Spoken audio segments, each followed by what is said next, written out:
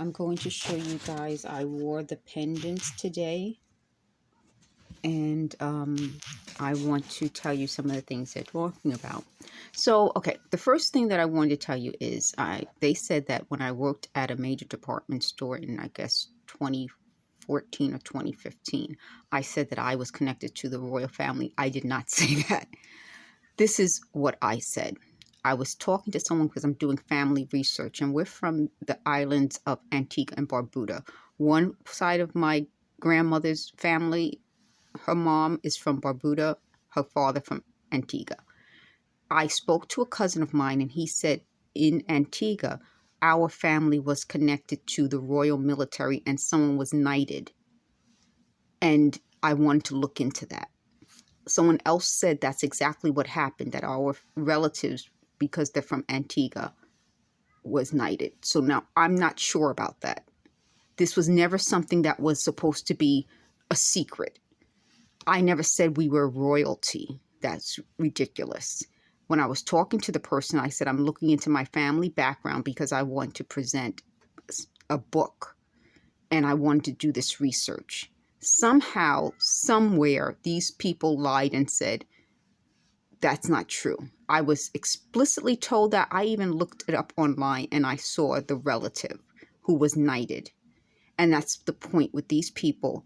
They wanted to investigate my life so much that it even stopped me from investigating and researching my own background. So they said, oh, we'll research. No, that wasn't the point. The point was for me to do it. Unfortunately, the relative that I wanted to do most of it for passed away in the process.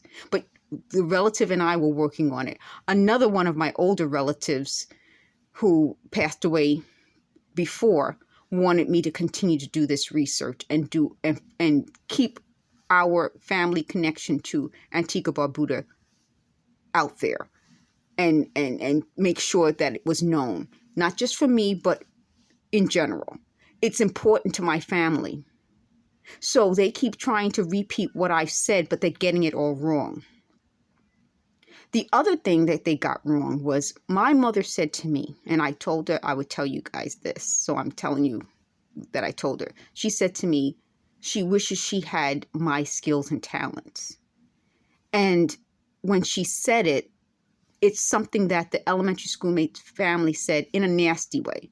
They said my skills and talents were wasted on me, partly because they felt I was too dark, I wouldn't be successful in life, I wasn't good enough to have my own God-given skills and talents. So you take two of those examples. One is my mom saying, I see you. I see how talented you are. I wish I had that talent. She invested in me with my talent. Now they're going to try to twist it and say, well, what do you mean she invested in me? She put me through Catholic school from kindergarten to 12th grade. I never got a discount because we weren't Catholic. And they keep trying to twist that. My mother did not have to go to school for disciplinary reasons for me. They keep trying to twist that. It's like they acknowledge the truth on the one hand, but then on the other hand, they keep twisting it. If you acknowledge that I had these skills and talents, and that's why you wanted to clone me, then why not just be honest about it? Why lie? Because they thought that would be a way of discrediting me. The other point of that is that they twist it and say, well, we know you have these talents and skills and experience. Now I have life experience also on top of it. But we didn't want to be around you, so that's why we moved everyone around you. That doesn't make any sense. If I'm something that they don't want to be with, then why don't they just move on? Stop associating in any way, shape, or form with me, because they can't. Because they cannot do what I can do. And that's the truth. That has nothing to do with self-esteem. It has nothing to do with conceit. It has to do with truth. And if as a Black person, we can't have the truth that we have skills and talents, then there's a problem. And that's why I said from the beginning, this is anti-Black, because there's something about certain people that can see talent and truth in Black folks, but not acknowledge it and not give us the credit we deserve for it. And that's what I've been saying all along. That doesn't take anything away from any other race, but I'm speaking from my life experience, that this has a lot to do with my being Black.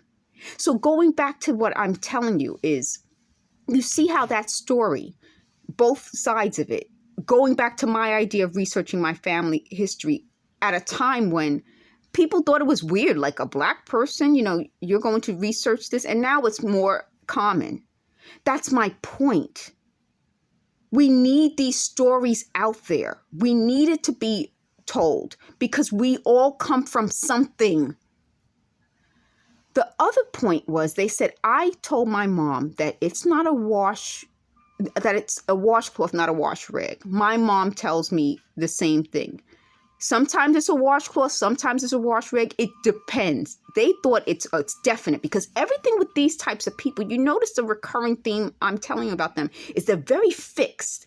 Not only do they have fixations, but they're very, how do you say when a person can't adapt? They can't adapt to different situations. And I think that's why they wanted to clone me, because they have a difficult time being put into different environments and surviving and doing well. And that's something that they kind of keep hinting at. And that's my point. I think as a Black person, and a lot of Black folks, we can adapt. We've been forced to adapt. And that's what I'm going to call this video. Adaptable, because we've been able to adapt to different circumstances, different experiences, different cultures, different nations, different continents, different everything. And that's what these folks lack. So they wanted to say that I'm the one telling my mother to say washcloth, wash rag, whatever. No, they're different. I can tell you the difference between a washcloth and a wash rag. There are differences. Thank you for watching.